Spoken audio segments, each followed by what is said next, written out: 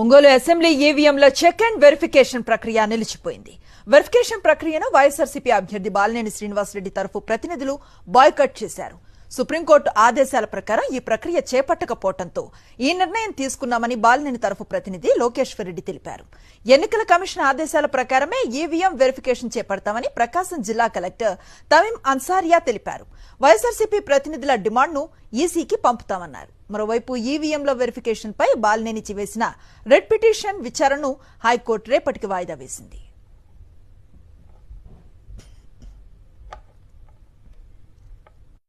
Supreme court guidelines ప్రకారము 5% of the EVMs ఒక assembly నియోజకవర్గంలో చెకింగ్ అండ్ వెరిఫికేషన్ చేయవలసిన ప్రాసెస్ ఉంది. కానీ ఇక్కడికి వచ్చిన తర్వాత కలెక్టర్ గారు ఏం చెప్పారు అంటే, పాత ఈవీఎంస్ ఏవైతే ఉన్నాయో వాటి డేటా ఎరేజ్ చేసి ఫ్రెష్గా మాక్ పోలింగ్ కండక్ట్ చేసి ఆ మాక్ పోలింగ్లో వచ్చేటువంటి ఓట్లను కౌంట్ చేసి